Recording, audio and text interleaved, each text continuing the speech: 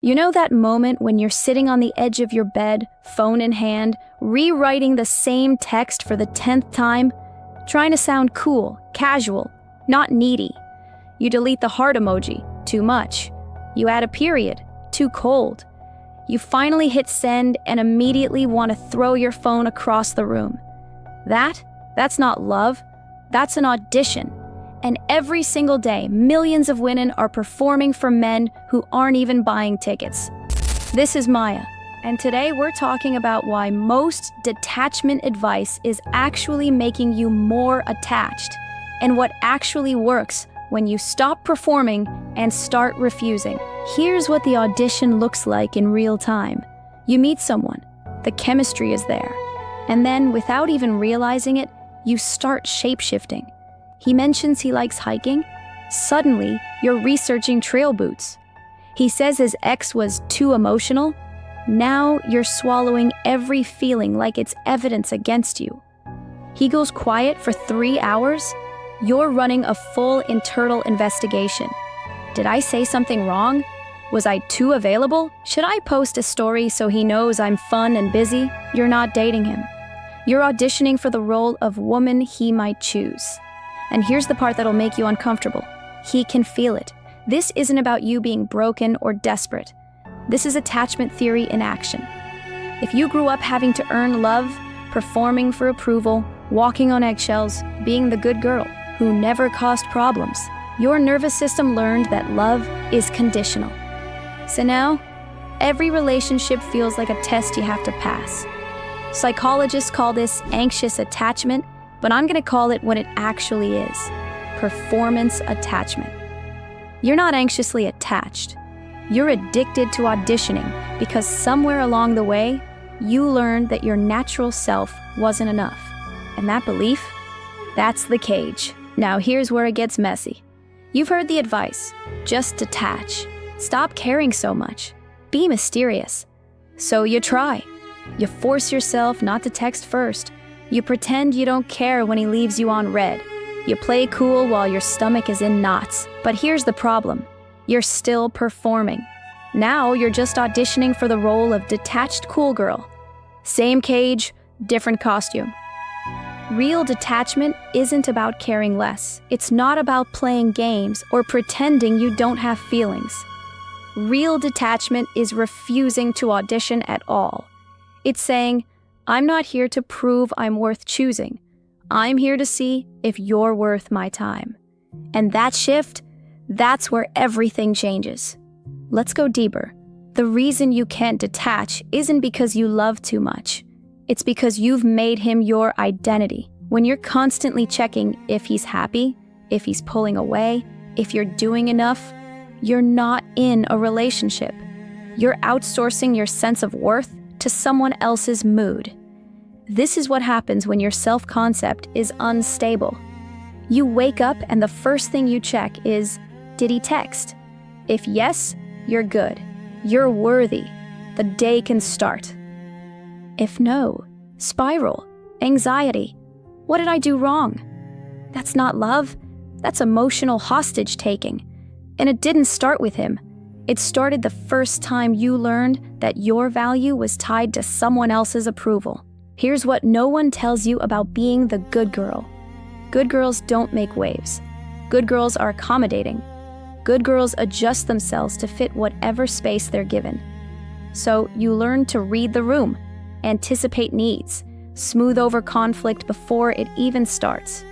You became a chameleon. And now in relationships, you don't even know what you actually want because you're so busy trying to figure out what he wants so you can become that. You're not choosing him. You're disappearing into him. And when someone can't see you because you've made yourself invisible, they leave. And you're devastated because you gave everything. But here's the truth they don't tell you. You can't lose yourself and keep someone else. And this is where the resentment starts building. Every time you bite your tongue, every time you cancel your plans, every time you pretend to be okay with something that bothers you, you're adding to the resentment ledger. You think you're being low maintenance. You think you're being the cool girl he'll want to keep. But what you're actually doing is creating a ticking time bomb. Because eventually, you'll explode, or worse, you'll quietly disappear from your own life while he moves on, completely unaware of the sacrifice you made. Alright, enough diagnosis. Let's talk about the cure. Step 1. Stop filling the gaps. When he goes quiet, resist the urge to fill the silence. When he doesn't make plans, don't do it for him. When he's emotionally unavailable, don't perform emotional labor for two people. This is the hardest part, because silence feels like rejection. But here's what's actually happening. Silence creates a vacuum, and vacuums demand to be filled. If you're always doing the work, he never has to. He never has to wonder if you'll leave. He never has to step up. He never has to choose you because you've already chosen him. Stop filling the gaps.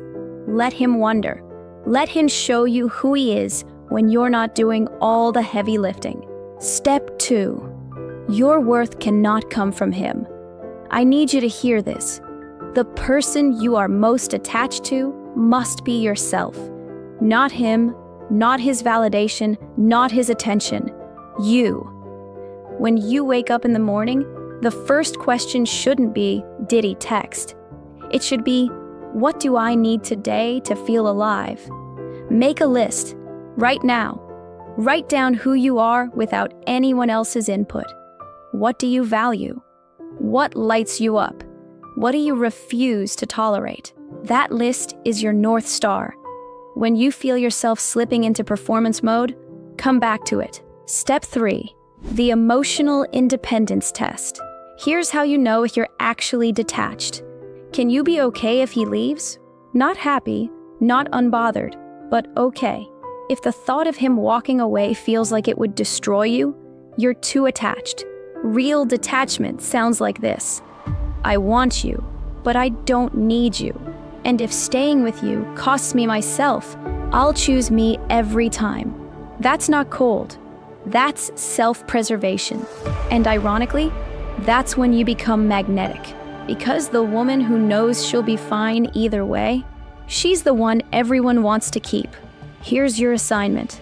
1 week, 7 days, no initiating contact, no checking his social media, no asking what he's thinking or feeling. When the anxiety comes, and it will, use that energy for yourself. Face mask, journal, workout, whatever fills your cup. Watch what happens. Either he steps up because he actually values you, or the silence tells you everything you need to know. Both outcomes are wins, because the goal isn't to keep him. The goal is to keep yourself. Detachment isn't about caring less. It's about refusing to audition for love. Stop performing. Stop disappearing. Stop giving someone the power to determine your worth. You are not too much. You are not needy. You are simply offering yourself to people who haven't earned you yet. Now, here's the problem. You do all this work, you finally detach, and then he comes back. And suddenly, everything you just learned goes out the window. Now, if this hit you where it hurts, I need you to do 2 things. 1, drop a comment and tell me which audition behavior you're guilty of. The text rewriting, the shade shifting, the gap filling. Let me know you're not alone in this. 2, send this to the friend who needs to hear it. The one who's performing right now and doesn't even realize she's on stage.